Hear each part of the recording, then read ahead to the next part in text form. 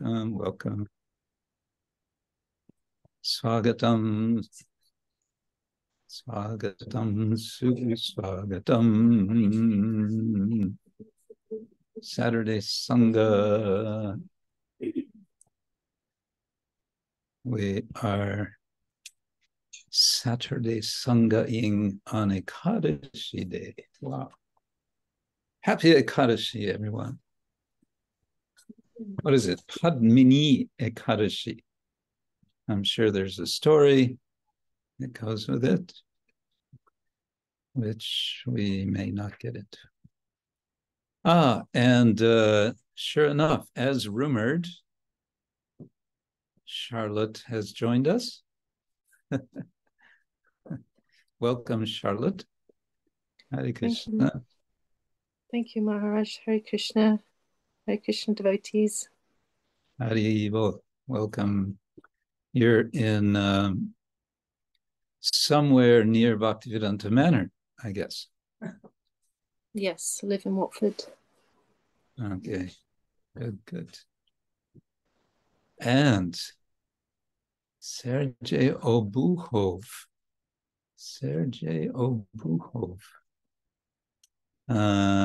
Sounds like, oh yes, you wrote you were going to come and then it wasn't possible. Car broke down, right? Yeah. Cars have a way of breaking down. And Rajali Lavati is with us. And Victoria and Dira Lalita and Martina and Katyayani and Yashodarani and Anandamayi and Madhupuri and Daityesha and Anandita Rama and Amara Chandra. Whoa, there's a whole gaggle of devotees here, right in the same room. Maybe we should. Let's see if I can turn this.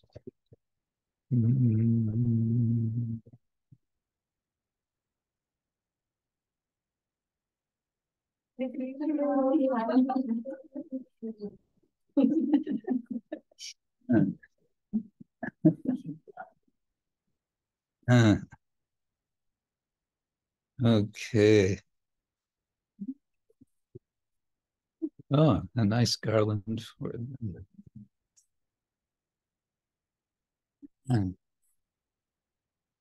So, welcome to Saturday Sangha on the 29th of July. Oh, Hare Krishna. And it looks so much nicer. Now the same to you. This is called social pressure.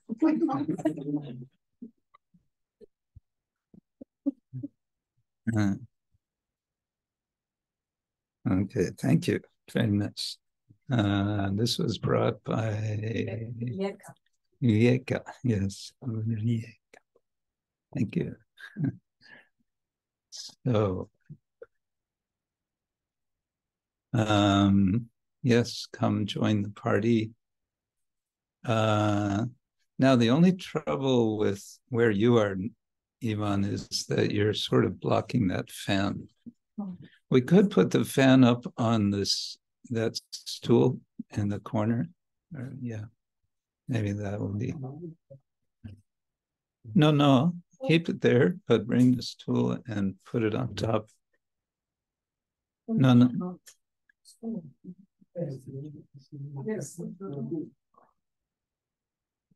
Yes, that's it.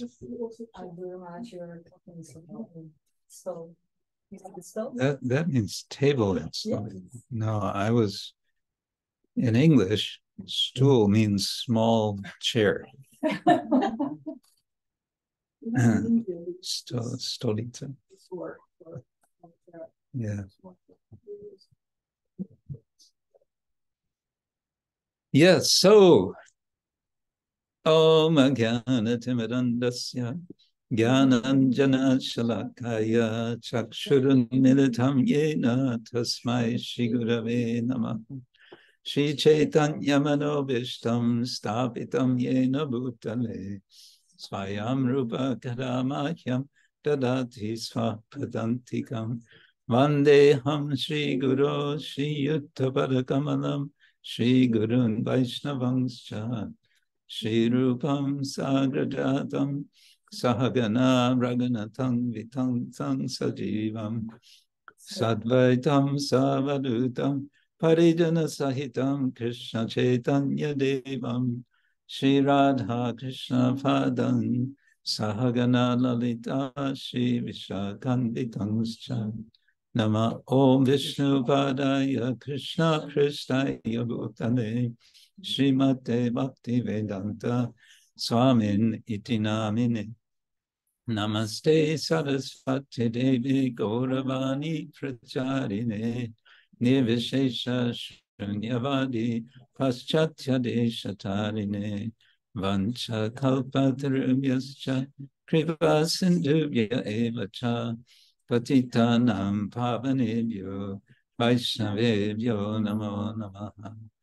He Krishna Karuna Sindhu Dinabando Jagatpate Gopesha Gopika Kanta Radha Kanta Namaste Tapta Kanchana Gaurangi Radhe Vrindavaneshwari Rishabhanu Sute Devi Pranamami Hari Priye Jai Shri Krishna Chaitanya Prabhu Nityananda Shri Advaita Gadadhar Srivasadi Gaur Bhaktivinoda Hare Krishna Krishna Krishna Hare Hare Hare Rama Rama Rama Hare Hare Krishna Krishna Krishna Hare Hare Hare Rama Rama Rama Hare Hare. We will, as we usually do, begin with some singing, and I'm turning original sound for musicians on. And we have a song from Srila Narottama Das Thakur, which is continuation of Dainya Bodhika, and it's song number 4, and it's from his song collection Prarthana, which can mean simply prayer. Prarthana, expressing a desire, having a purpose, you can say, some intentionality, I guess. So this is, again, starting Hari, Hari. He likes to call out, Hari, Hari, Hari, Hari. Krpa Kori Rakho nija pade, kāma krodha chaya jane, loye phire nānā sthāne, bhuñjāya bhuñjāya nānā mate. O Lord Hari, please give me shelter at your feet. Krpa Kori Rakho. Rakho means to keep. We have in our Radharaman song, Rakho. I think it's the same, isn't it? Rakna, Rakho, Raha, Rahana. So, give me shelter. It's more like keep me. Nija pade, at your feet, at your own feet. Kāma krodha chaya jane. Now comes the bad news. 6 men headed by lust and anger.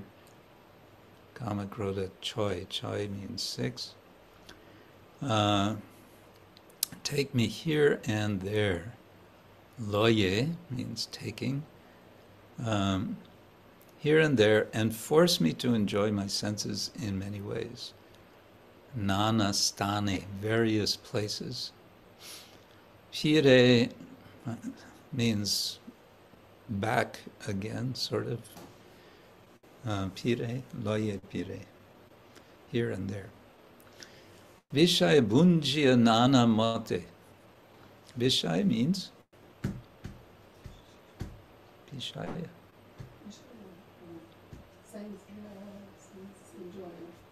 Well, it means sense objects. Yeah.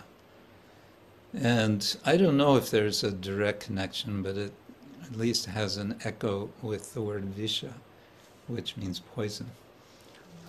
I think that's visha with other kind of accent, not visha, visha.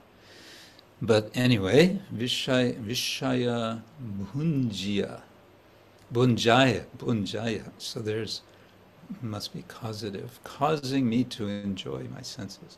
Now, usually people don't complain when someone causes them to enjoy. Oh, you made me enjoy.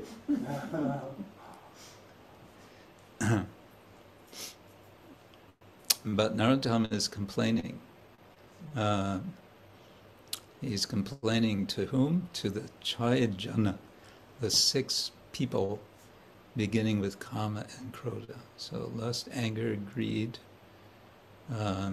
what is it? Kāma, krodha, lobha, mada, moha, matsarya, yeah, envy. Hoiyā, hoiyā, number 2, hoiyā, māyāra dāsa, Kori nānā abhilās, tomāra smaran, gelo dure, artalabha ashe, kopoto, vaishnavaveshe, brahmya bulye gore gore, gore gore. Filled with material desires, a servant of material illusion. Okay, that's easy. Dasa means servant, can also mean slave. And maya, we know what maya means. So māyāra dasa means servant or slave of maya, possessive. And hoiyā is this gerund form of han, I guess. So to be, so having become a servant of maya. Hoiyā, māyāra dasa. Kori nānā abhilās. Let's see, and my memory of you fled far away. No, filled with material desires. Abhilās can be, I guess, desires. Nānā means various. Tomāra smaran gelo dure. Gelo is the past tense of to go. So went. Tomāra smarana. Smarana means remembrance. Whose remembrance? Your remembrance. Tomāra smarana. Gelo went. Where did it go? Dure. Dure. Far away. Yes. Artalabha ashe kopata vaishnavaveshe. My memory of you fled, disguised as a Vaishnava. Kopata means cheating, like that. Kopata kutinati. Vaishnava veshe. Vesha means dress. Veshe, in the dress of a Vaishnava. It could also be kopata Vaishnavera veshe, but Vaishnava veshe. Brahmya bulye gore gore. I wander from house to house, gore gore, hoping to get some money. Brahmya, wandering. And bulye, well, if it's, I don't know, aspirated, I think it's forgetting, but maybe it's here. collecting. I don't know. Yeah, what does Nityananda Prabhu, what does Lord Chaitanya ask Nityananda Prabhu and Haridas Thakur to do? To preach? To go around. To go around? House to house. House to house, yes. Proti gore gore giya koro e bhikka. Koro e bhiksha, bhikka. Go door to door and do this begging, bhiksha. What should they beg from everyone, door to door? Yes. Bolo Krishna, Bhajo Krishna, Koro Krishna Shikha, yes. So proti gare gare giya koro e bhikka, Bolo Krishna, Bhajo Krishna, Koro Krishna Shikha. Yes. And when they went to Jagai and Madai and made the same request, what happened? Some trouble. Onek duker pore loye chile brajapure Krpa dore golai bandiya Doiva maya bolatkare kasaya she dore bhava kupe dileko darya. When I suffered many miseries, aneka duker pore, you tied your rope of mercy around my neck and dragged me to Braja.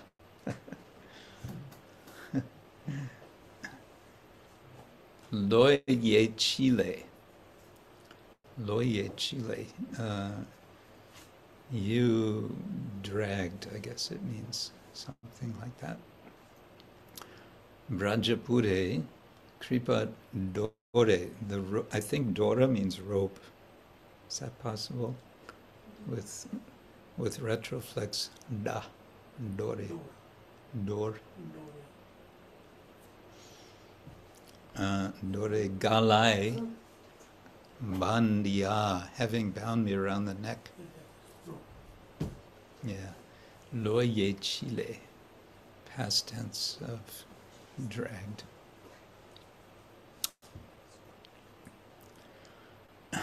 Rope of mercy. Krpa dore. So I was suffering so much, and then what did Krishna do? He dragged me to Vrindavan. Nice. Then, Daiva Maya Balatkare.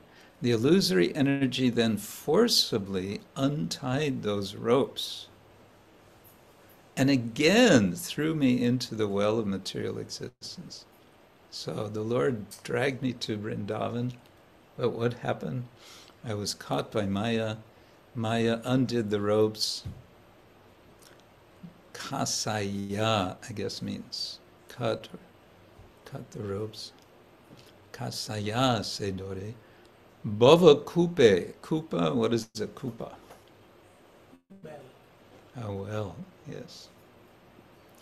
And kupe means in the well. So, and bhava? Bhava means baba.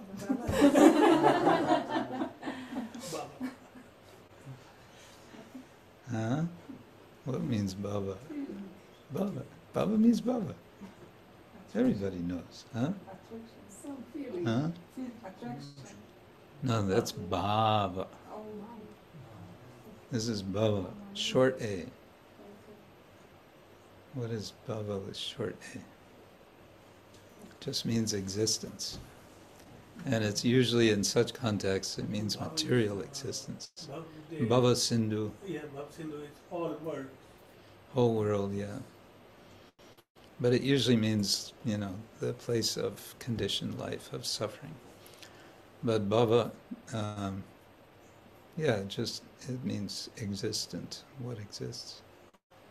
And bhava means emotion, feeling, attraction, all these things. Mood. Okay, bhava kupe dileka darya. It threw me into the well of material existence. Dileka darya. So it goes from bad news to good news to again bad news. Fortunately, there's one more verse. Puna jodi kripa kori e jonar keshe dhari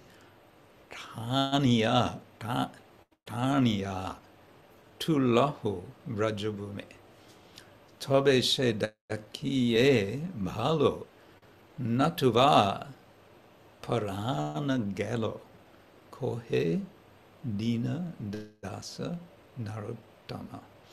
If grasping his hair,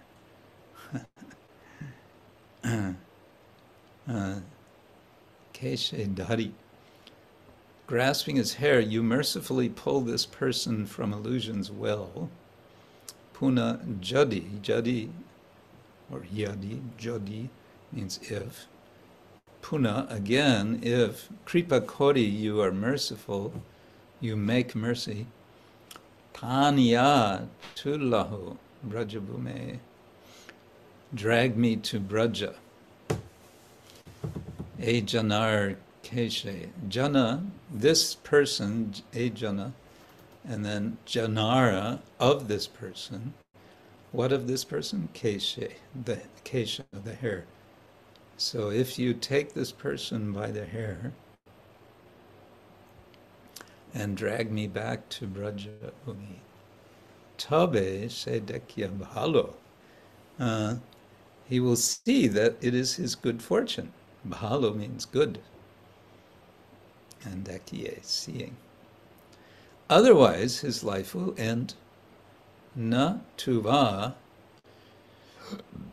I don't know that form, but it seems to be something like, if not. Parana gelo. Parana is extended with a vowel. It's otherwise prana. Prana means life. And gelo. We had gela in verse 2. Gela dure. So, natuva parana gelo. My life will go. Kohe dina dasa Narottama. This is said by Narottama Das. Okay, so he kind of leaves it in the air in this song. There was the bad news.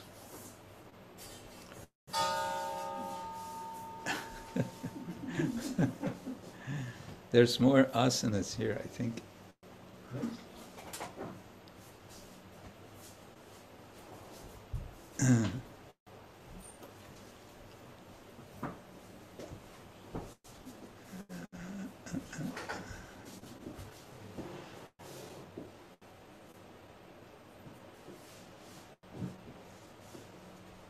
Yeah, that's good. Okay.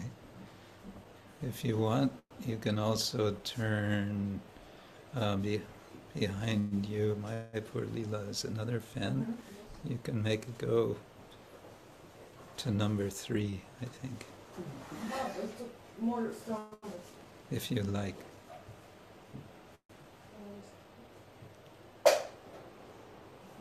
Yeah. If it's okay with me, if it's okay with you, you're sitting right there.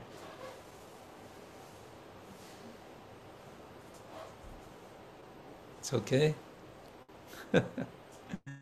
Okay. Yeah, what should we do now? Oh, we should sing the song, shouldn't we? Do you have it on your phones here? Yes. Everyone has their phones nowadays.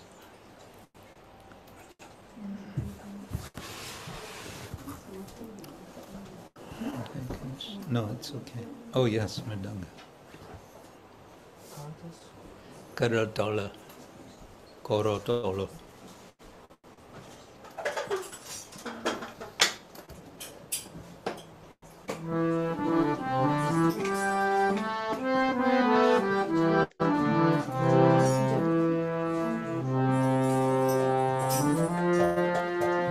Hari Hari Krpa Kori Rakho nija pade. Hari Hari Krpa Kori Rakho nija pade. Kāma krodha chaya jane loye phire nānā sthāne. Kāma krodha chaya jane loye phire nānā sthāne. Vishaya bhuñjāya nānā māte. Vishaya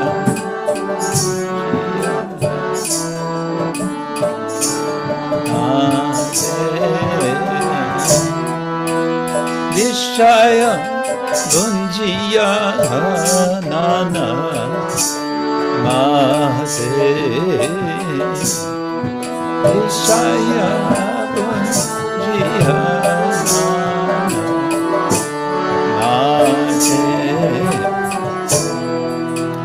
hoiyā māyāra dāsa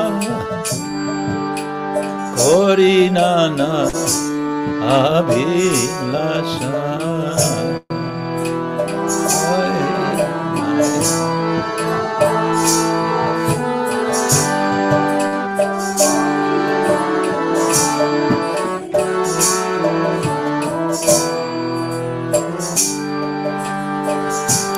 Tomāra smaran gelo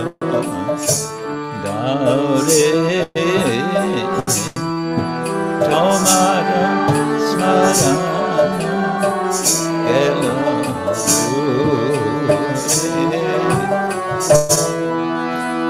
tomāra smaran gelo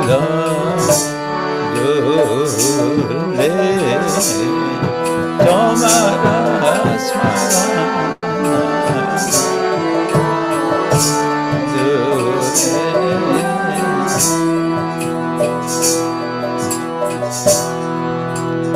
Arthalava eyashe kapata vaishnava veshe. Arthalava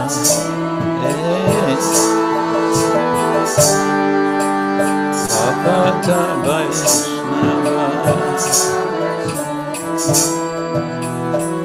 Ramiya hoiyā kare Ramiya hoiyā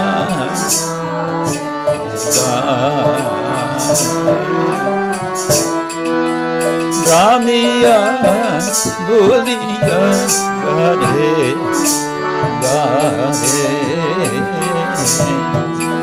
Ramiya hoiyā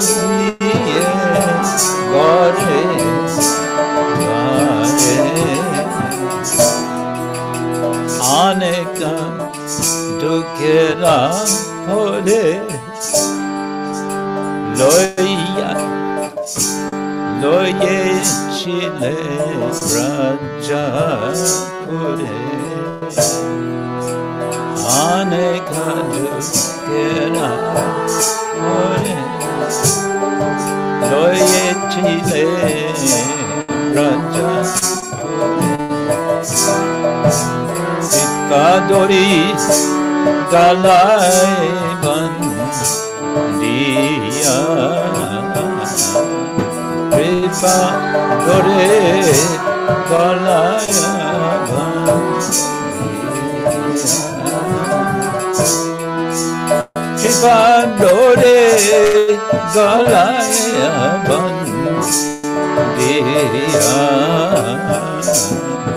Krpa dore galaya vandiya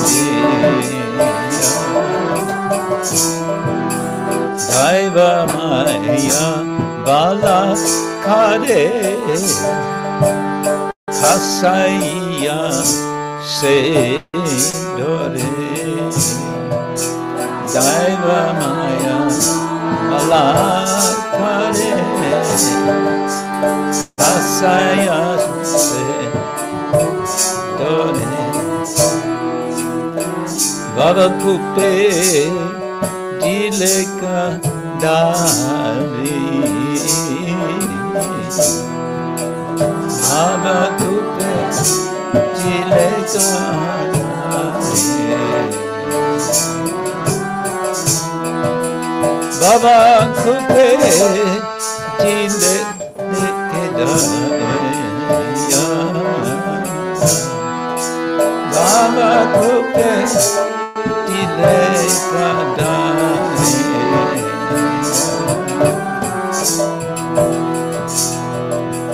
Puna jadi kripa kori e janara deshe dari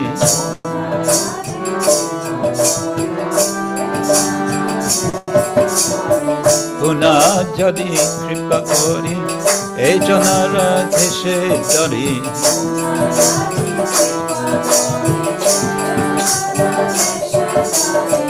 Kaniya tulaho raja bhume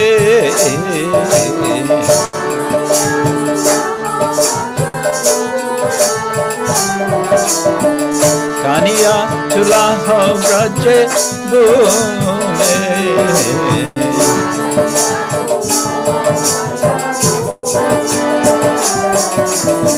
Tabe se dakiye balo natuva parana gelo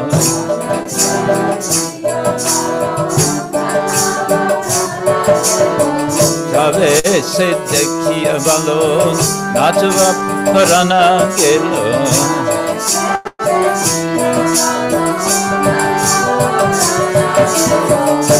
Kohedine dasa Narottama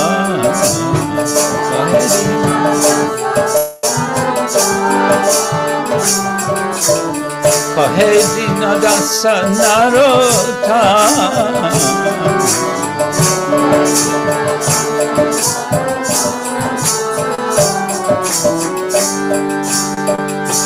Hare Krishna, Krishna Krishna Hare Rama, Rama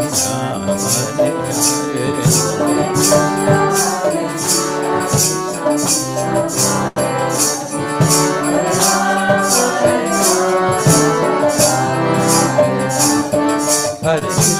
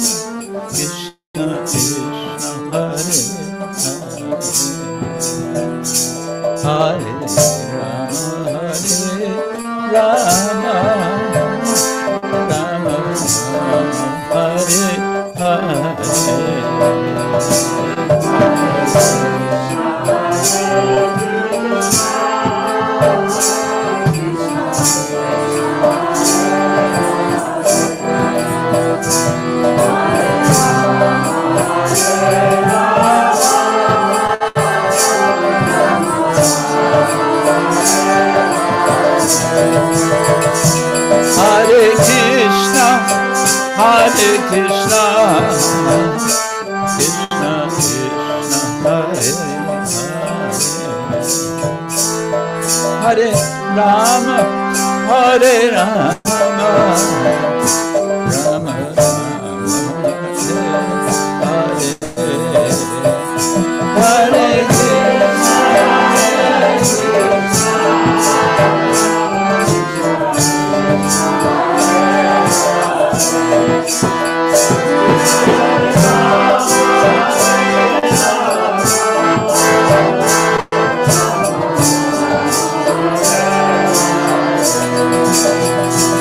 Hare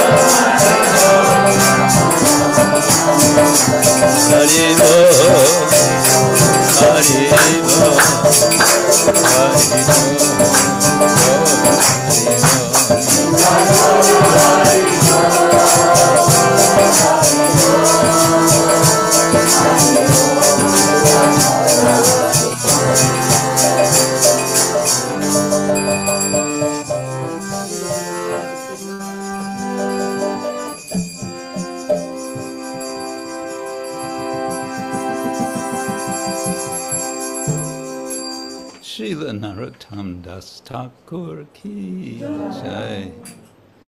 Yeah. This is, it's a prarthana, so it's a prayer. It's a prayer for mercy. Oh, actually, maybe you can open this window, which means moving some things. Yeah. You'll have to move those also, those books. Somewhere. Maybe just, yeah. Oh, yeah.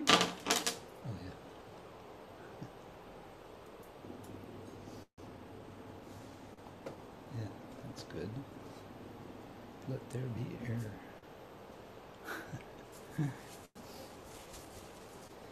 This is getting a little warm.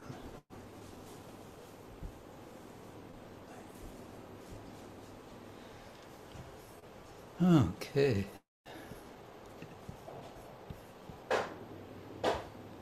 Okay, so again, welcome to everyone who have come a bit later. On this warm day, I suppose pretty much all over Europe now, after rain and storms and blowing roofs off of temples, as happened in the Zagreb temple. Roof blew off in a storm some days ago.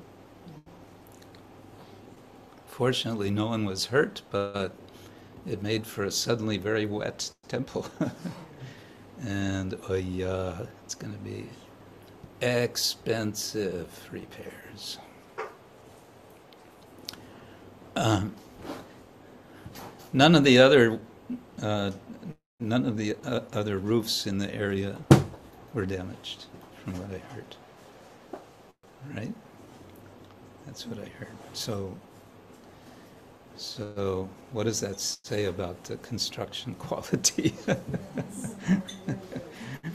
Someone was trying to save some money, and then,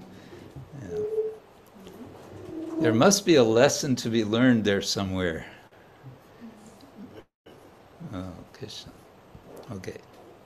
Oh, I think I'm supposed to now turn off sound for musicians. Is this better? Yes, better. Okay. So now, again, welcome. And we have a bit of show and tell, I think, today. And I can start with some books, which are not my books, but which I've just received.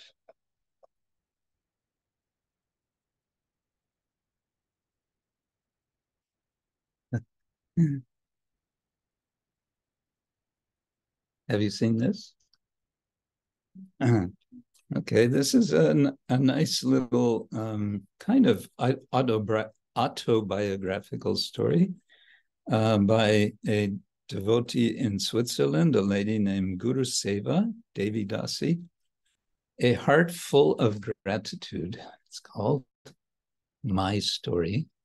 And she's telling her life story, how she met devotees and the various challenges she has had in the course of life, and basically expressing her gratitude to the devotees, Srila Prabhupada and Krishna, for getting her through all the difficulties. And I had forgotten about this. It was some time ago, she asked, and I said, yes, go ahead. She included in the book, near the end, my little drama of our Srila Prabhupada meeting his Srila Prabhupada at Ultadanga. And she included this because she is also telling her experience of the opening of the Ultadanga, the grand opening of the newly renovated Ultadanga temple or center. And let's see if this can be seen. So the photo above is the before, and the photo below is the after picture. Can you see? So this is the building in which Srila Bhaktisiddhanta Thakur had his mission she explains, 1918 until 1931. And it was at this place on the roof, and we usually don't think of a roof as a place to be, but in Calcutta, roofs are typically flat, and they're a place to sit and enjoy evening air, actually, in at least certain times of the year. So on the roof of this building, our Srila Prabhupada met his Srila Prabhupada. In which year?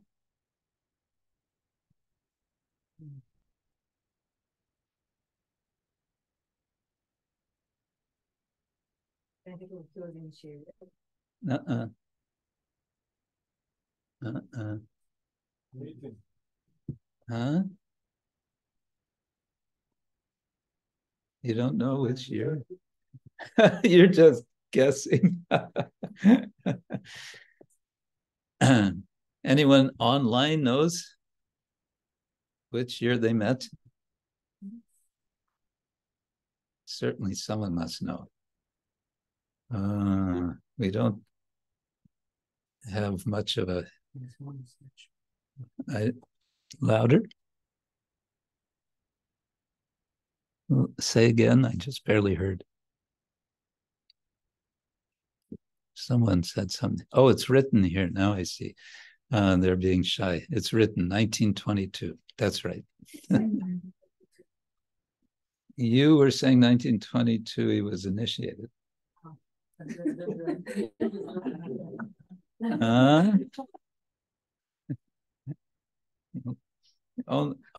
You were only missing by 11 years.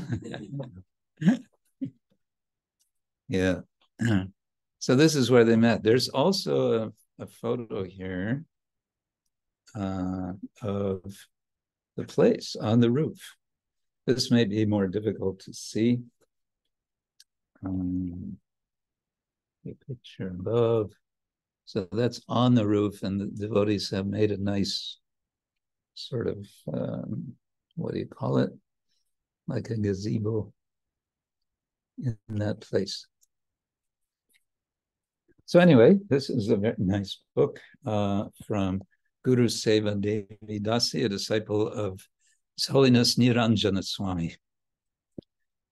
And speaking of Niranjana Swami, I was given these two books, collections of talks by Niranjana Swami, recent talks. This one is called Krishna Protects His Devotees.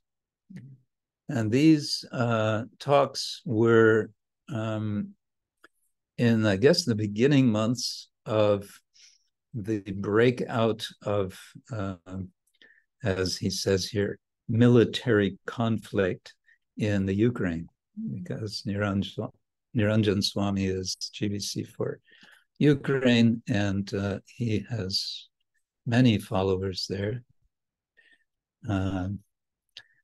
And so these are lectures addressing, the devotees were, naturally, I mean, we've all been shocked, but they were, of course, right in the midst of it, and feeling all kinds of overwhelming emotions, fear, anger, intense anxiety. So he's addressing all of this in his book. Then I got this. This is volume 2, The Nectar of Lockdown.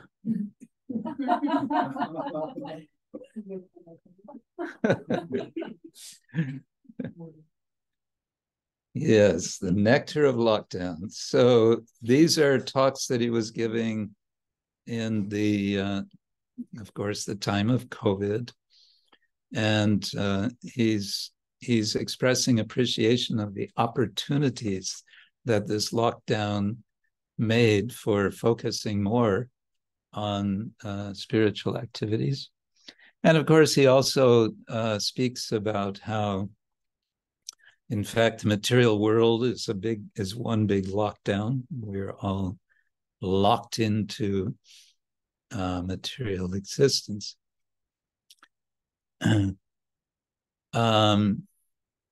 So that's a book, another 2 books from Niranjan Swami, small, easy, I think easy reading books. And if you want to know how to acquire these books, I was given to them. I was in the Bhakti retreat in Switzerland. I was given, but it says email publications@niranjanaswami.net. So I suppose that would be where they can be ordered. And there I was also happy to acquire one very small book, very simple, straightforward description of puja, deity worship at home. This is by my godbrother Krpa Prabhu. So this is kind of what I like to call a quick start manual. Sort of a how-to manual, deity worship at home. And it has chapter titles like The Key Ideas, The Elements of Worship, Special Instructions, Mantras for Worship, Other Ways to Worship Krishna. I'm sure that's going to be the chapter everyone jumps to first. Oh, there's other ways to worship Krishna.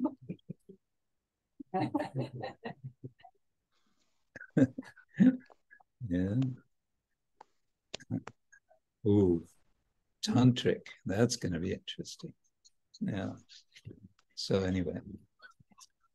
And one more book that I've just received, and so I have not really started reading, from Shyamasundar Prabhu, Volume 3 of Chasing Rhinos with the Swami. This is the 3rd and, as far as I know, last volume of his memoirs of his time with Srila Prabhupada.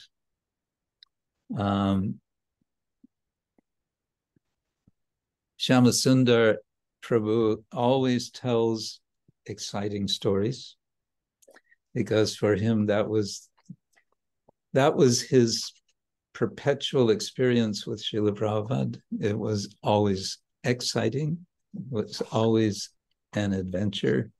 It was always fun. He said it was always so much fun to be with Prabhupada. And it was always in the spirit of chasing rhinos. You know what a rhino is? Rhinoceros. Rhinoceros. Nosoros. Nosogog. Nosogog? Nosorożec. Nosorożec. Okay. What is it? Popolsku? Nosorożec. Nosorożec. Yes. Nosorożec. Okay. Jak się mówi? Chasing nosorożec. Chasing. To chase.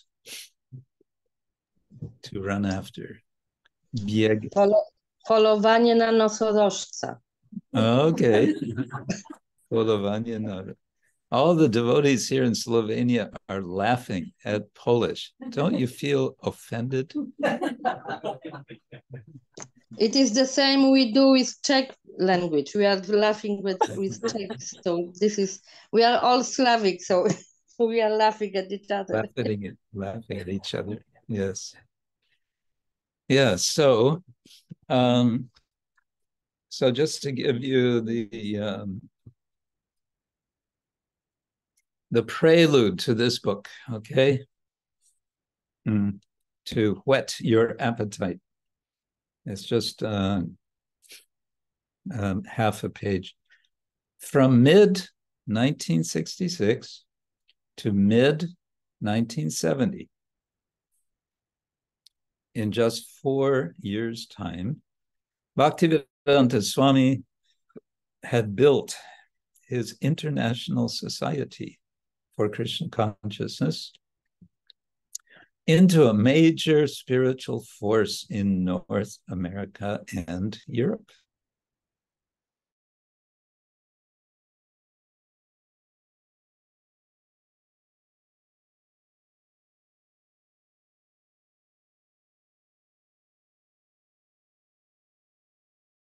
To commence his first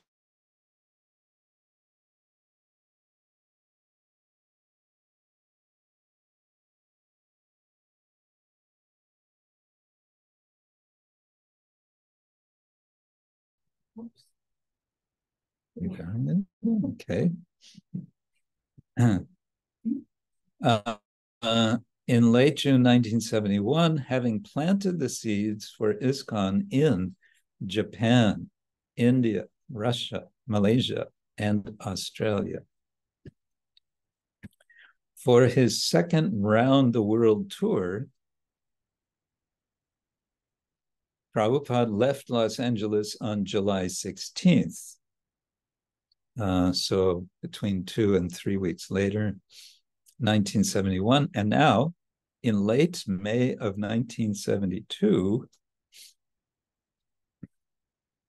so again about 10 months later, after his heroic success in London, Nairobi, India, Australia, New Zealand, Hong Kong, and Japan, Srila Prabhupada is back in LA, in Los Angeles, revving up for his third round-the-world adventure. Adventure, he always says, it's an adventure. Revving up means like you start an engine to go on a race, and before you start going, you rev, get it going. He's met with his North American ISKCON leaders, organized them, prepared them, and now he's going to show them how to get things done, starting in Mexico. Armed with fresh cassette tapes, I jump in the front seat of Prabhupada's car as we race to LAX, which means Los Angeles International Airport, for our flight to Mexico City, chasing another rhino with the Swami. That's his prelude. Yeah, so much more always to read. What about reading Prabhupada's books, right? Yeah, that we need to do. Just to also report, we had a very nice retreat, Bhakti retreat in Switzerland, in a place called Canto. Martina and her husband were there, and also Anandita Rama, and who else was there? Tira, anyone else? So it was in a wonderful place. I mean, so amazing. Up in the mountains, very dramatic landscape, mountainscape, with the sound of cows with their bells ringing. And one thing I didn't hear was any yodeling. But it was the kind of landscape where you would expect to see, Swiss people, Swiss farmers yodeling. But we didn't see that. No, it was very nice. They said some 250 devotees, people were there. And we had what one usually has at these events, kirtans and seminars and more kirtans and prasadam and more seminars. And Sachinandan Swami was there, and Bodhihari Prabhu. Bodhihari Prabhu is such a sweet devotee, and his wife, Kosharupa Mataji, very nice couple, very devoted, dedicated, solid bhaktas. And also what's his name now? Swayam Bhagavan Keshava Swami Maharaj. Yeah. His name literally means God himself, Keshava Swami. Swayam Bhagavan, God himself. That's what Swayam Bhagavan means. God himself, Keshava Swami. Anyway, he's, some of you may know him. He's a wonderful, quite young devotee from England. And such a wonderful speaker, preacher, very thoughtful person. And being a disciple, he was the one sannyas disciple, but disciple of the late Kadamba Swami. He's been given the task to complete a project which Kadamba Swami Maharaj was working on, thinking about and planning for years, I think. And that is a book in 3 volumes about the Chaitanya Charitamrita.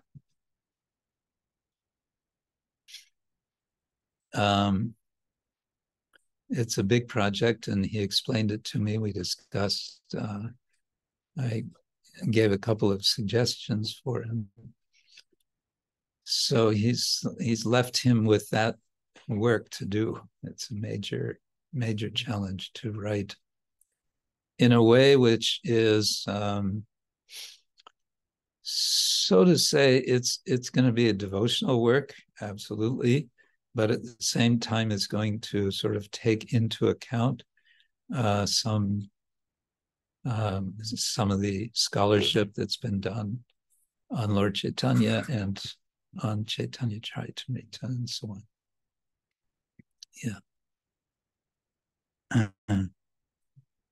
Okay. Yes, Florina and Alitza were in Canto. Yes. Thank you for reminding. Okay. What else? We were gonna see if Yeritza wanted to tell about her adventures making yantras. How should we do this? Shall we do this? The show, we can see also on the screen. Maybe it would be better on somebody's phone if someone could connect by phone. Or if I can go with smartphones. With your phone? Are you connected to this? Yes, I'm. You're online. Yes. So go for it. So Bhaktin Yeritza is here, and she is a therapist counselor who works with sound and visuals, including yantras. And she has prepared 2 yantras for us here. So have you, Yaritza, have you turned on your microphone?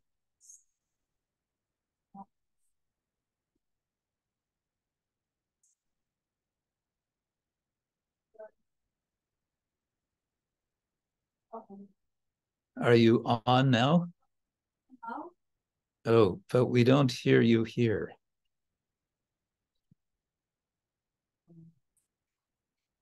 Ah, now you're joined. Okay. No, we still don't hear you here. I can hear myself on your thing, but Okay, I'm now. there you are. Hear me now. Okay. I'm going to turn mine off. Yes.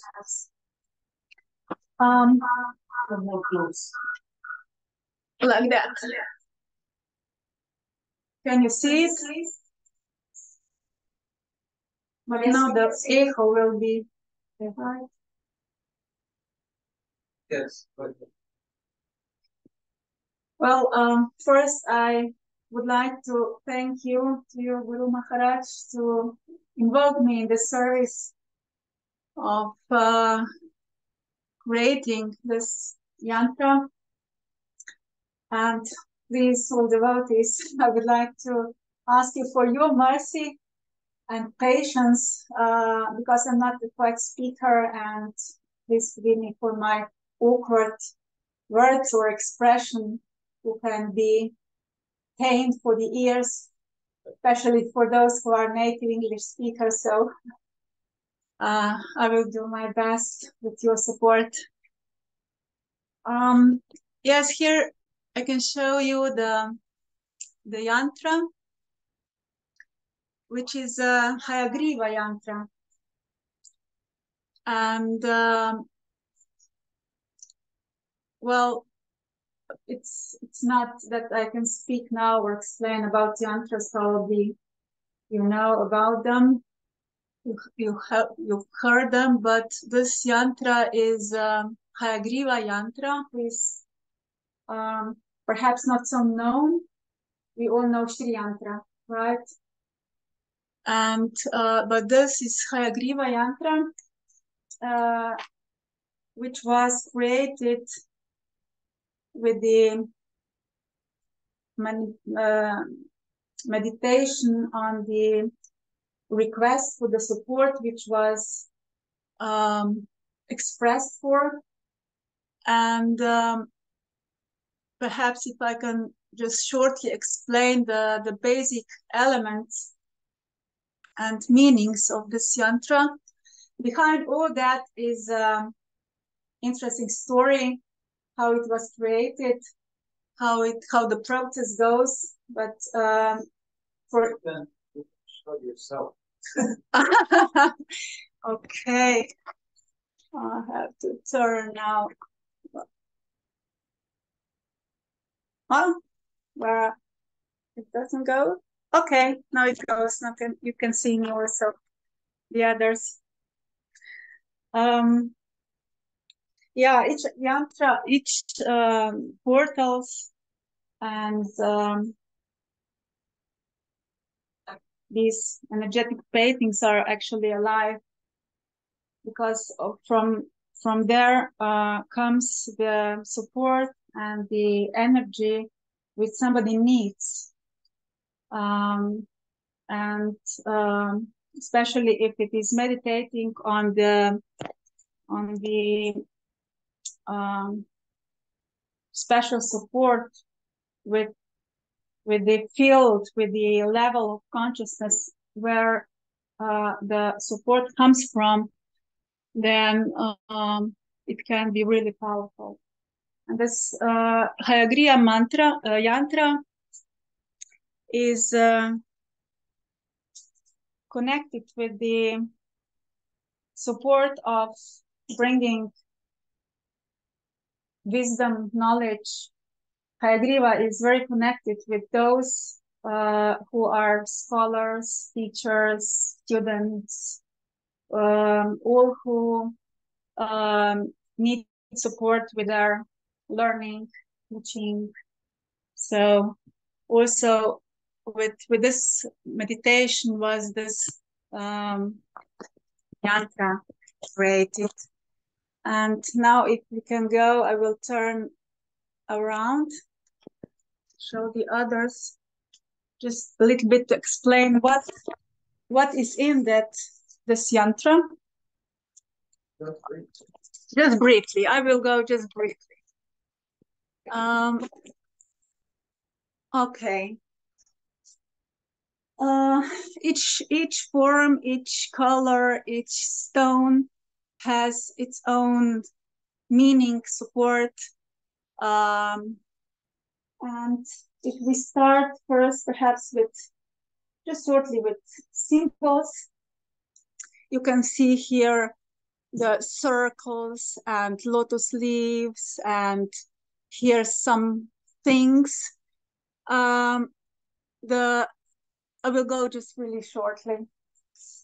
This here, you can see these 4 around are wisdom palace. To them leads the knowledge staircase. It's a staircase on each palace. Here we see in the middle is a star, which represent, this is the 6th star, which represent Vishnu, 3rd eye Paramatma, and also 6 Goswamis. The inner circle is with the lotus leaves are the soul mission realization, self-realization. And we have here these points, 4 points. These are entrance to the keys to enter. Let's say like that.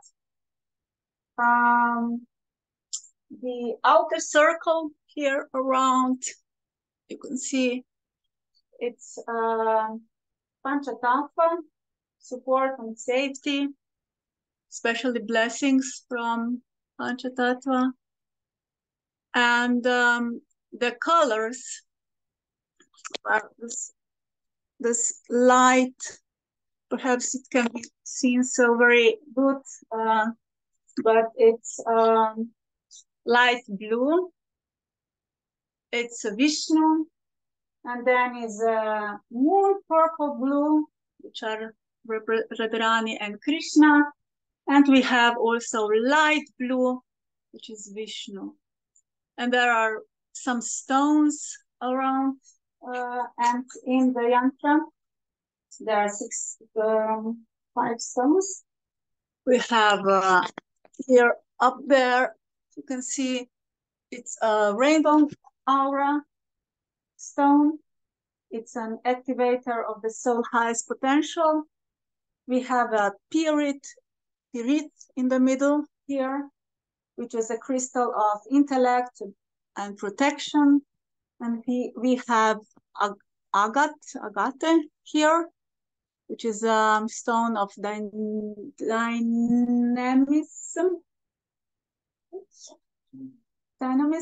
Okay. And we have labradorite is here around. It's a stone of inner guidance. And all in the outer circle or around, it's lapis lazuli, which is a stone of awakened consciousness. So these are a short explanation of what we can see on this yantra. Thank you, Yaritza. Hare Krishna. Haribol.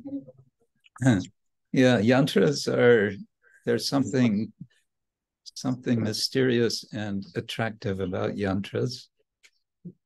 And this sort of leads me into the subject of Bhumandala. And so maybe we can get a bit into that, unless somebody else of you has something you want to show and tell briefly.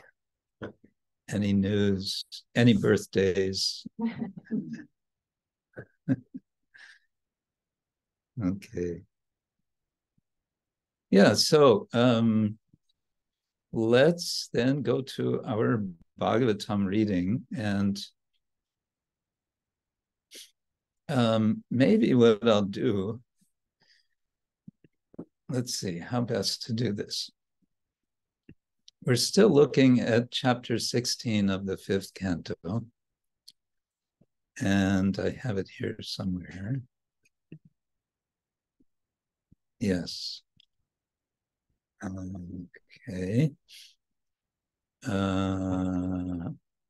Zoom. Whoops.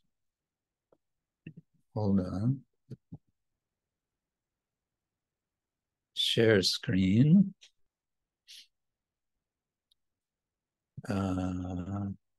Uh-oh, this might be a problem. Okay, hold on. I have to fix something first, I think. I have to turn off something. I'm not quite sure how this works. Maybe that'll do it.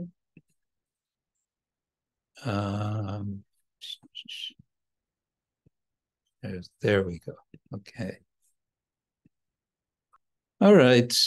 Share screen and make it like that. I hope you can all see. We've already talked about this actually, but I think I found some more interesting things in the commentaries on it. So in chapter 16, 5th canto, Srimad Bhagavatam, which is describing Bhumandala in this fantastic description, verse 19 says,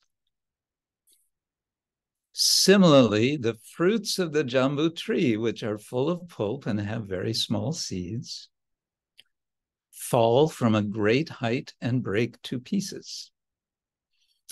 These fruits are the size of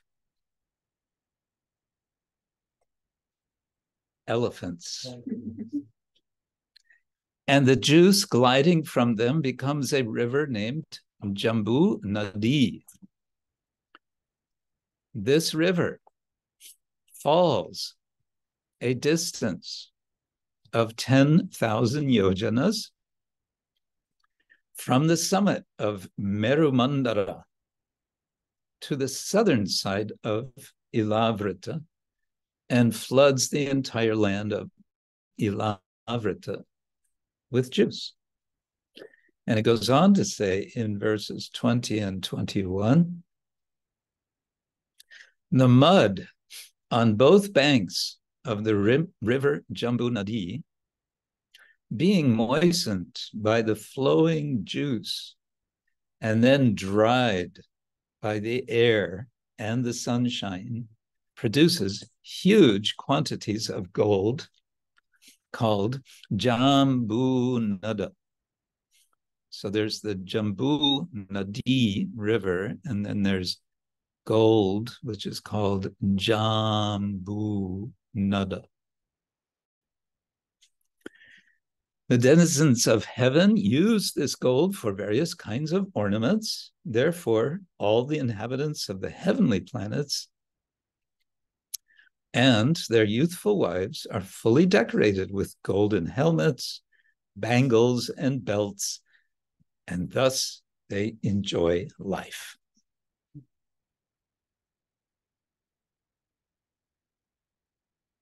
Right, so what's this all about? I wondered, how would you explain this to somebody?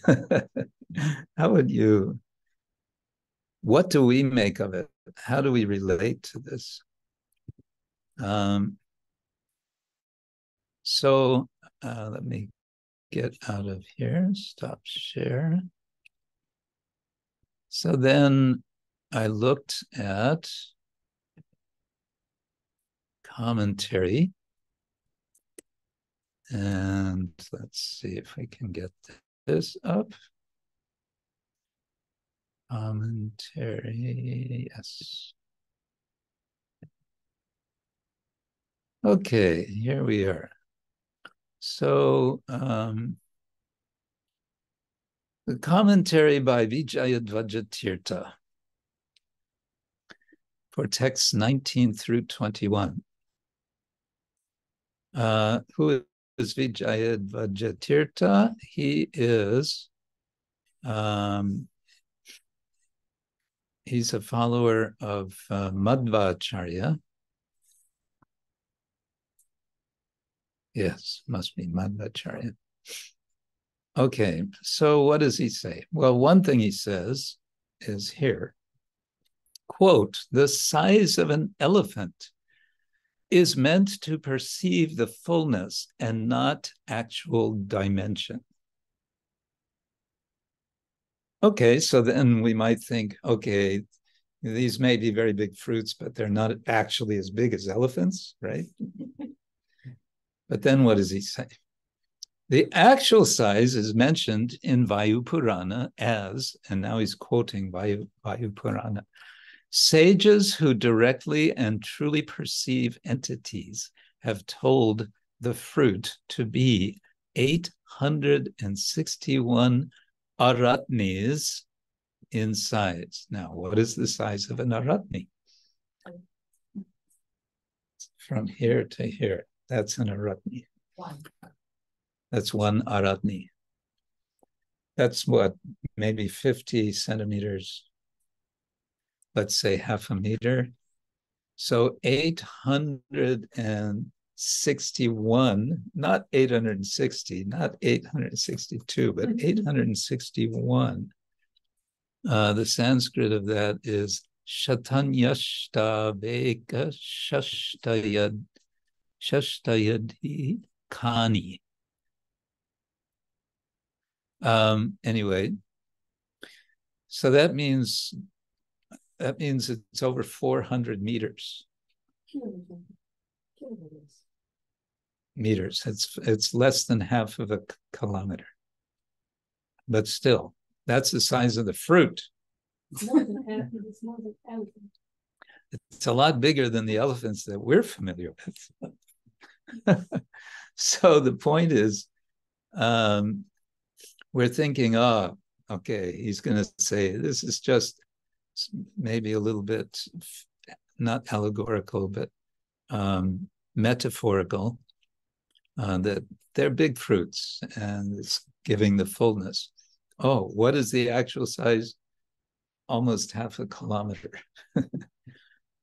Right, so, and then it says, sages who directly and truly perceive entities.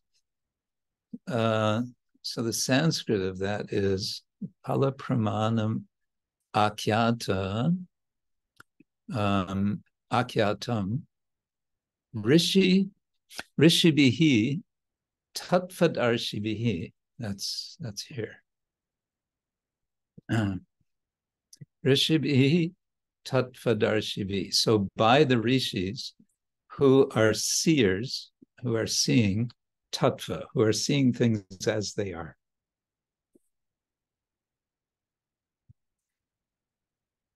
Right. So then we may ask, being the skeptical Westerners that we are, how do they know this? And that continues to be my question. Going back to, let's see if I can do this quickly. Going back to this. And then going to Prabhupada's purport. The next one.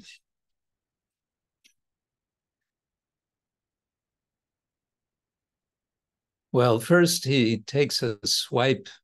He criticizes the so-called Bhagavan, who can produce a small quantity of gold. I think he's talking about Satya Sai Baba, who became famous for producing gold rings and so on, sort of seemingly out of nothing. So he says, yes, maybe someone can do that. So what? He says, however, it is understood that in a higher planetary system in this material world. And then he just basically repeats what the verse says. The mud on the banks of the Jambu Nadi mixed with Jambu juice reacts with the sunshine in the air and automatically produces huge quantities of gold. So what's kind of stuck in my eye is, it is understood. How is it understood? Who is understanding? And what does it mean to understand? And why is it, I mean, for me, a lot of questions come. Why is it that this description of Bhu Mandala has so many numbers? Why is it so much quantified? It could just say there's this very, very, very big mountain, and there's more, and there's big rivers, and there's big fruits, and there's, but no, it gives numbers. Why is it giving these numbers? It seems to want to be saying that there's precise knowledge. And of course, Sadaputta Prabhu, he kind of, he explores this in quite some depth. He decides if we take the yojana as being a certain distance, I think he takes 8 miles, and then compare the distances that are described of the different so-called islands of Bhumandala. And then what do we see? There's actually quite some similarity with distances of the planets. Some closer, some further away. Okay, so then he says, does this mean that in ancient times there were sages who could somehow see those distances? How did they know? But what's sort of exasperating to me, you know the word exasperating, kind of like frustrating, is that the commentators don't seem to want to ask what for us are the more basic questions. The commentators seem satisfied to simply kind of clarify the Sanskrit and just accept this is what it says, this is how it is. There's a little explanation here from Giridhara Lal. He's a follower of Vallabhacharya. In the same section, he says, the 2 indeclinable particles, he's talking now about Sanskrit, the 2 indeclinable particles, U, Ha, and Vava, denote the amazing greatness of the juice. Okay. The indeclinable Kalu is used to denote certainty. So, okay, this is how it is. They're just kind of saying, this is how it is. Don't try to understand it. Prabhupada says, it is understood. Okay, Jai. And the commentator here we found says, who understands it? The Tattvadarshi rishis. Could we please meet one of these Tattvadarshi rishis and get an explanation? Okay, here's another, this really struck me. I found this very amusing. This is a commentary by Viraraghava Acharya. He's the Sri Vaishnava tradition. And this is for text 2425. It's talking about a banyan tree named Shatavalsha, which grows on Kumuda mountain. Okay, here we go. Emerging from its trunks. What is it? What comes out of the trunk of this tree? Milk, curd, honey, ghee, brown sugar, food items, clothes, beds, seats, and jewels.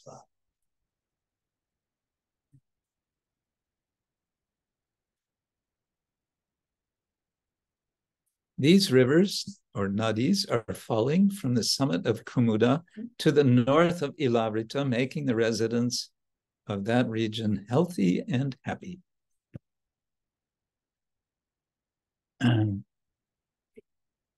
Oh, and it goes on to say, it's elaborated as follows, quote, consuming the offerings of these nadis, people don't undergo any diseases, such as skin diseases, graying of hair, tiredness, infirmities, and mental states like lightheadedness, sorrow, desire, hatred, fear, haughtiness, mistake, lunacy, grief, ignorance, greed, pride, avarice, envy.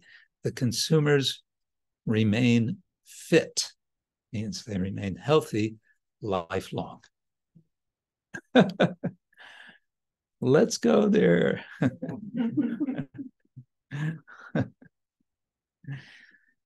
So, as I mentioned, I think before, I've been asked, the reason I'm reading all this is because I've been asked to speak about these things. And so now I'll share with you, because they asked, they want an abstract. They want to know what am I going to say at the conference in advance so they can promote the conference.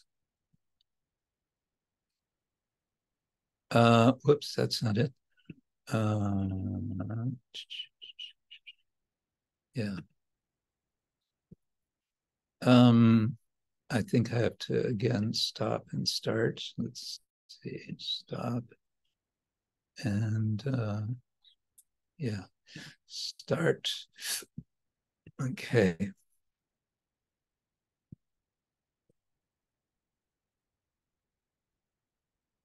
So this is what I wrote this last week. The Srimad Bhagavata Purana has intriguing descriptions of the cosmos. Descriptions that include such statements as, and now I quote this verse 19 and 20, 21, or verse 20, quote, the mud on both banks of the river Jambu Nadi, being moistened by the flowing juice and then dried by the air and the sunshine, produces huge quantities of gold called Jambu Nada. In his purport to this verse, Bhaktivedanta Swami Prabhupada writes, quote, it is understood that in a higher planetary system, etc., etc. I just read that to you. Unquote. This latter statement, the one from Srila Prabhupada, as an interpretation of the former, the statement from the text, begs the question, what means it is understood? In this presentation, I aim to suggest some beginnings of a mapping of possible hermeneutic approaches that could serve to bring the cosmological accounts in the Bhagavatam into conversation with contemporary scientific cosmological accounts.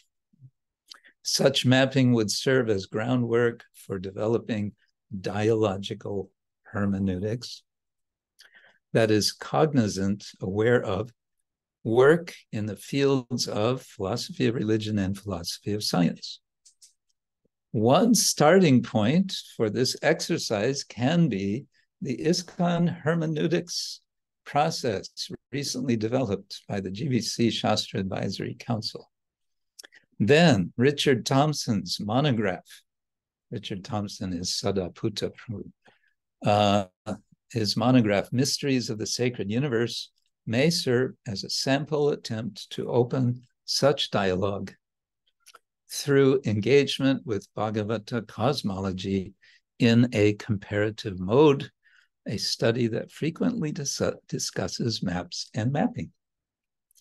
From the perspective of contemporary Western philosophical hermeneutics discourse, I propose to consider work by one of its most prominent exponents, Hans-Georg Gadamer,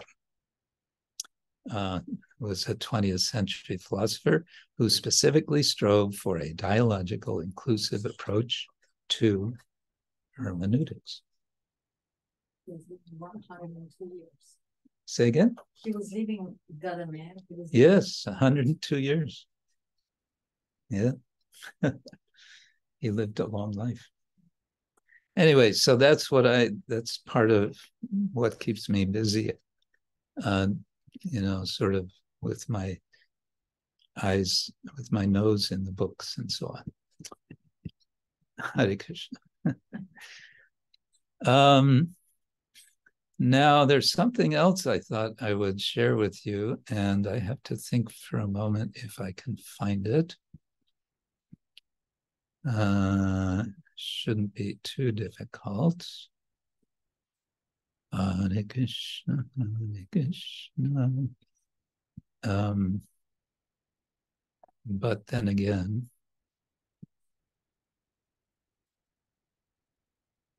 this might be it.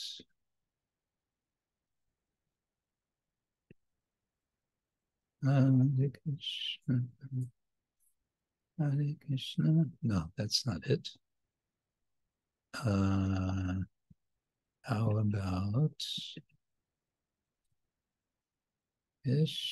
oh yes, here we go. Yes, yesterday I was listening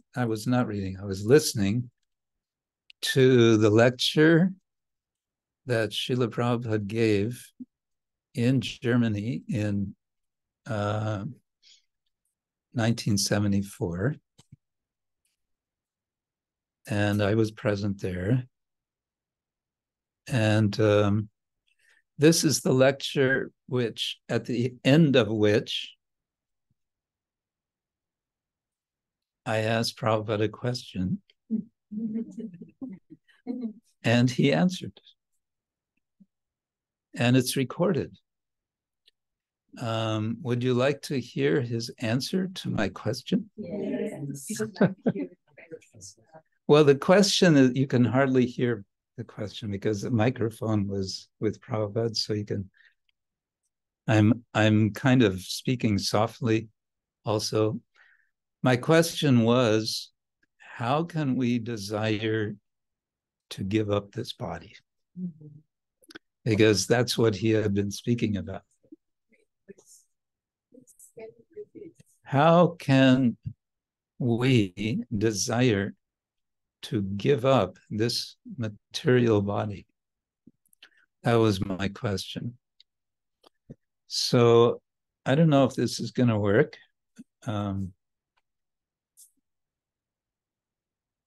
That everyone can hear, but we can try it. So you can also find this if you search prabhupadavani.org.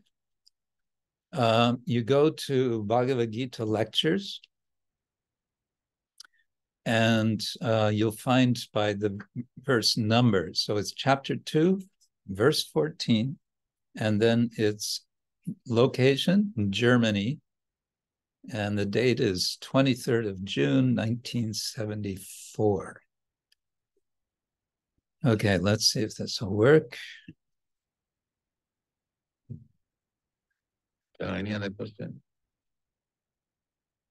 No desire, no material desire. Simply think of how to push on this movement, that desire, and no other desire. Can you hear this? No. Yes, no. Maybe come closer. Those of you online, can you hear? Yes, we can hear online. Okay, good. Annāvilāsita sunnam. No materialism. Sunnam. Make zero. All materialism. Simply desire, how shall I push on? How shall I serve Krishna? How shall I record it? Therefore you have given so many engagements to divert the desire. Desire cannot be stopped. That is not possible. Those foolish persons become desireless. That is not possible. Desireless means I am dead. No. Purify desire. Purify desire. You have got the desire for driving motor car. Just drive motor car for preaching Krishna consciousness.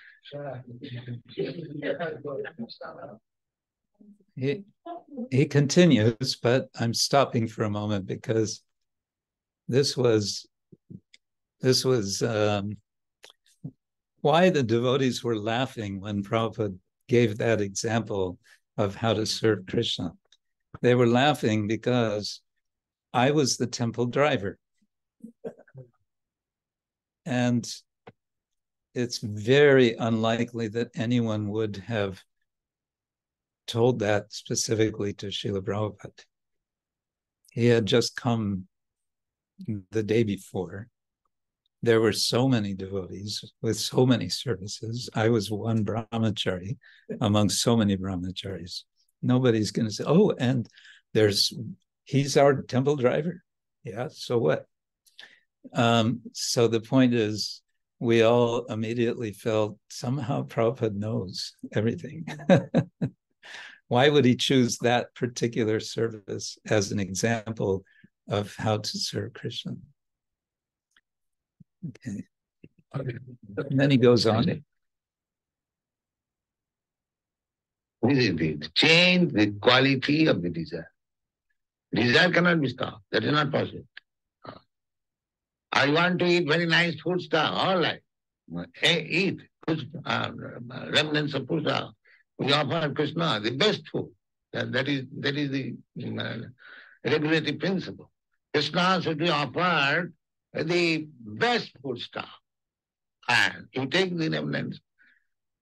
Krishna is not so hungry that he is taking, but he is living also. That is Krishna's eating. Krishna says that patram puspam phalam toyam jumi bhaktya prajachyati tadaham asnami. Anyone who is offering me this food stuff made of patram puspam, vegetable and food grains and milk and this, he never says, give me meat or egg. No, he never says. He says patram puspam phalam toyam. This food stuff we can prepare nicely in so many ways. And Krishna says, if somebody offers me with faith and love, I eat it. Now the question is, you see that whatever I offered, these things are there, how Krishna has eaten. Therefore his eating process is different. But he has eaten. That you have to learn from the Shastra. That Purnasya Purnamadaya Purnameva Vishishyate. He is not hungry. Still, he can eat the whole world. But still the world remains as it is. That will require some brain to understand.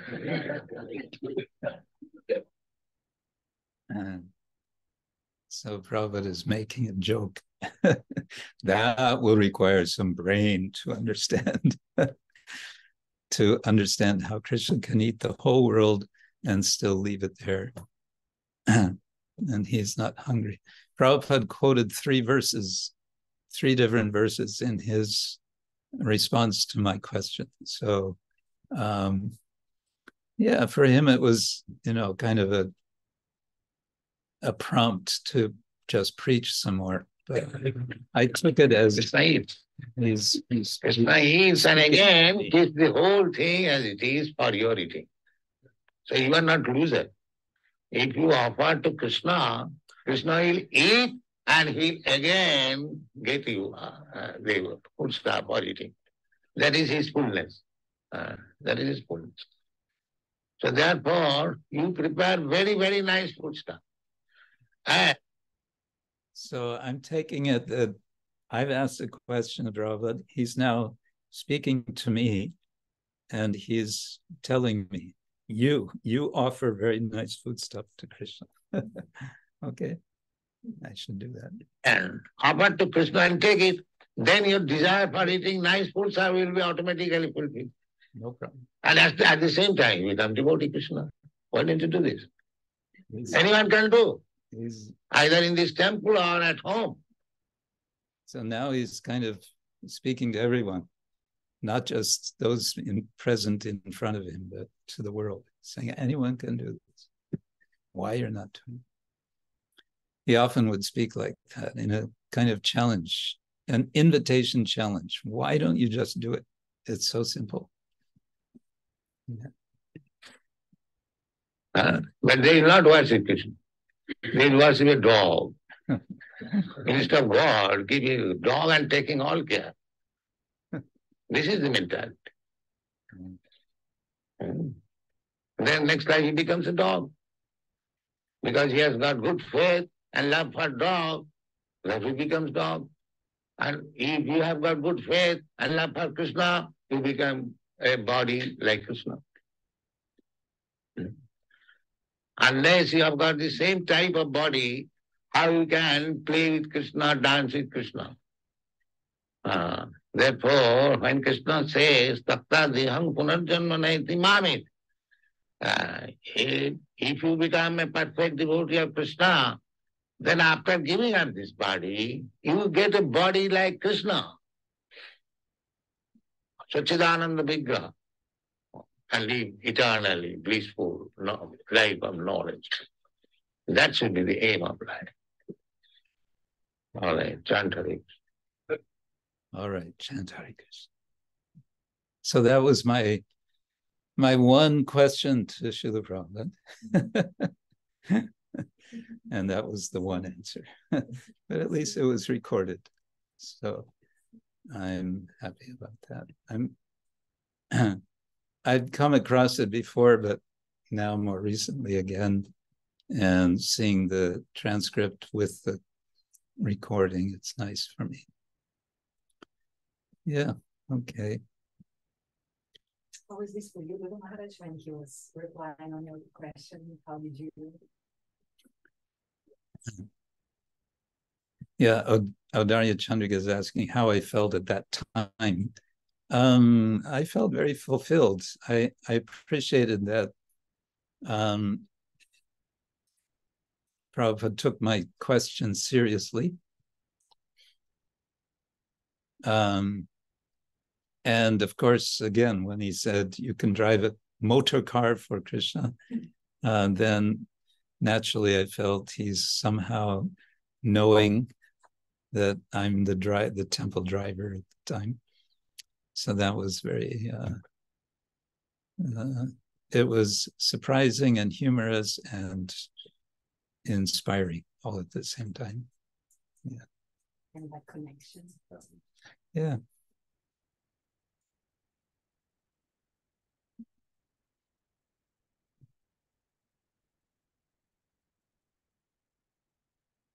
So there we are. What else?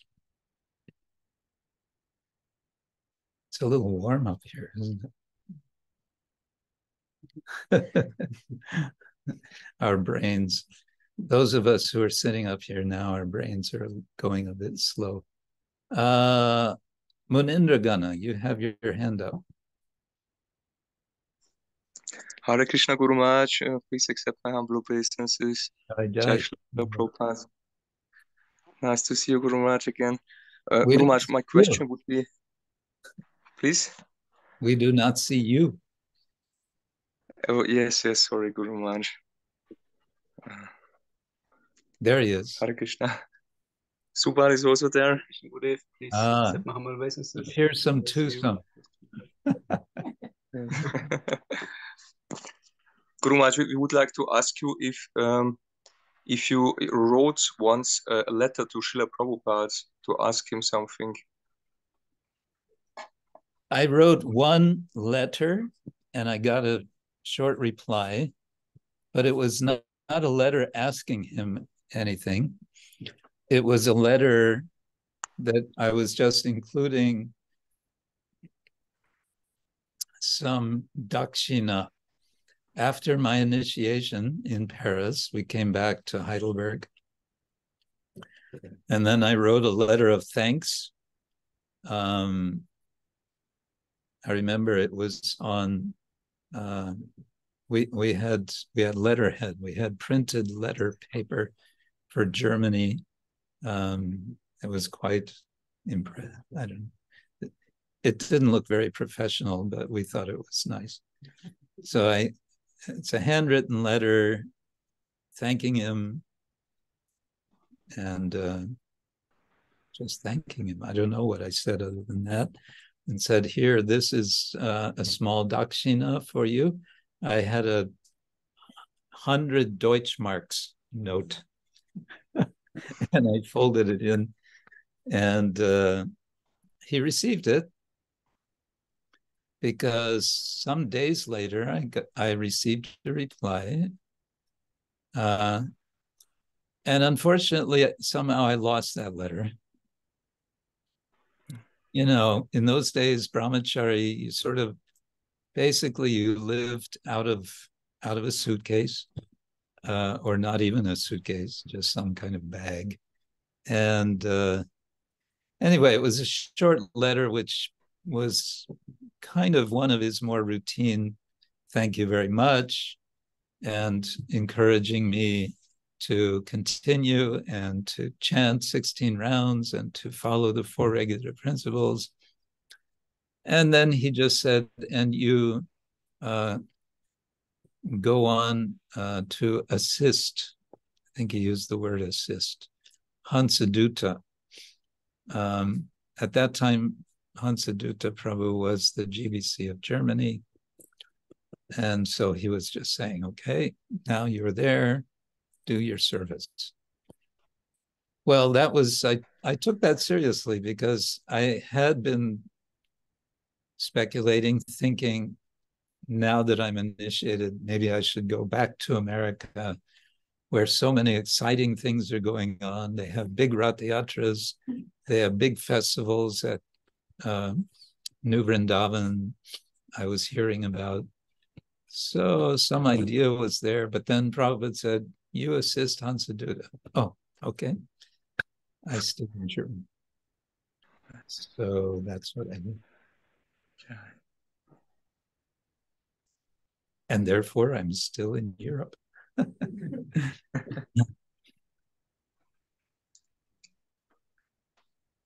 Dira Lalita, your hand is up. Thank you very much. Thank you. Mm-hmm. Oh, yes, Guru Maharaj. I really want to know, after you've heard Srila Prabhupada answering your question, and you also mentioned today that he had quoted 3 verses. Actually, it was 4, I just noticed, and part of a 5th verse. Yes. Have you like, after hearing that, have you studied those 4 verses connected to that answer? I mean, I'm only asking that so we can maybe follow in your footsteps and maybe understand your answers to our questions a bit deeper. Well, in those days, being a spaced out brahmachari, I didn't take notes of his answer. And of course, I encountered those verses over the years so many times. Over the years. But at that time, no, it wasn't like, okay, now I have to sit down and really study those verses. There wasn't much of a culture of studying Prabhupada's books in those days in Germany. And I distinctly remember one day feeling some dissatisfaction about that. It was, I won't say who, it was after a senior devotee had given the morning Bhagavatam class. It was a quite sort of basic class, and it was quite short. And the conclusion of the class was, therefore, go out and distribute books. Which is, of course, that's kind of always the desired conclusion, especially speaking to a bunch of brahmacharis in the temple. What are they going to do otherwise? Get out there, distribute books. But I remember feeling this may have been 1975. I remember feeling after the class that, yeah, but what about studying the books? What about actually really going deeper into the content of the books? But I think the mood in those days was, now you are young, you should just use your energy in distributing the books, and all the knowledge which is contained in the books, you will realize by distributing them. And there was some truth to that. Maybe not altogether, but there was some truth. And I've often thought also years later that many devotees in later generations have been kind of deprived of that experience, the austerities that we really, sometimes it was really hard, just going out and distributing books in all conditions and staying in all crazy places and meeting all kinds of sometimes really disturbed people on the streets, and in sometimes freezing weather and rainy and on and on. And I've seen that devotees who don't have that experience are likely to have a lot more trouble sort of keeping a steady pace, practicing spiritual life. It's like they're more vulnerable to the troubles that come. You know, material world is what it is. And sometimes I think, you know what your problem is? Your problem is you didn't go out on the streets and distribute books for some years. Maybe you should try that. I mean, that's not necessarily a solution for devotees who are much older than we were. Back then, we were in our 20s.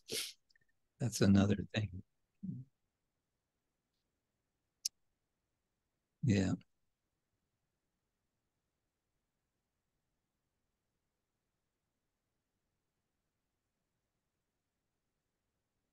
Thank you very much.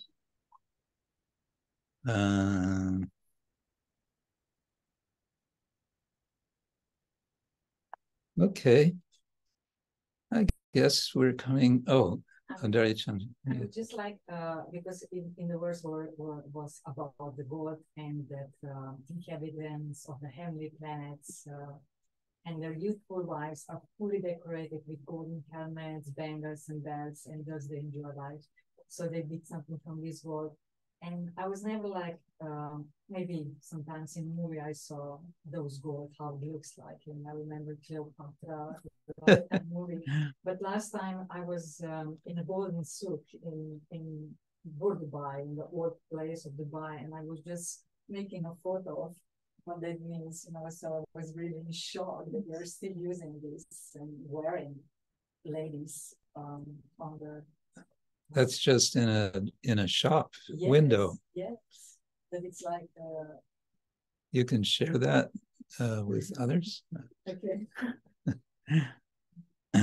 People are wearing heavy gold ornaments. She's sewing from Dubai. Okay. Okay, this is in a shop window, right? In Dubai. So, and that's gold. Who is wearing such things, right? Yeah. And whether they're actually enjoying weather, because it's mentioned in the verse that they enjoy, or Prabhupada says they enjoy wearing all of this gold. But whether people today enjoy wearing such gold, I don't know. Maybe they are enjoying the status. Because... Yeah, they're enjoying this. They're enjoying being looked at.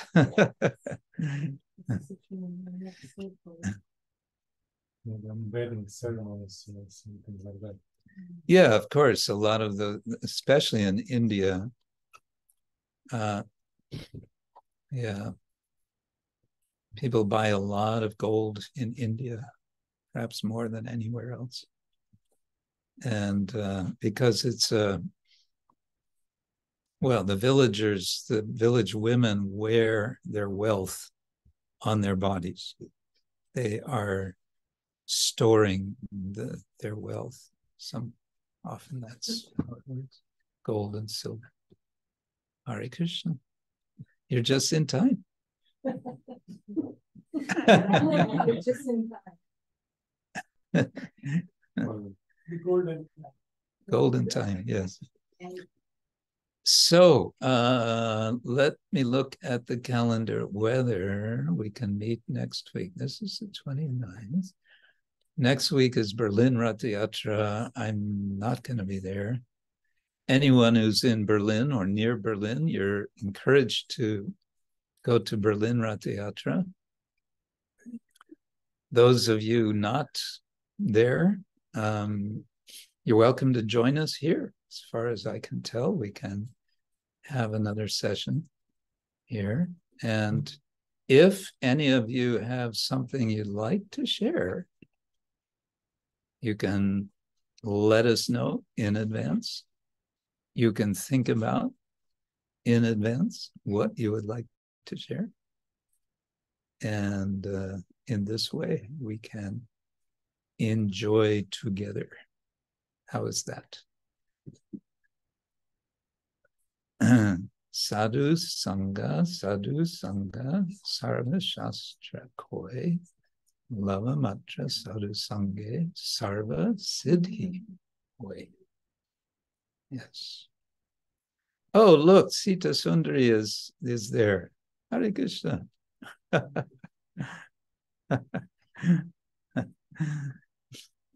She says, Sita Sundari no si.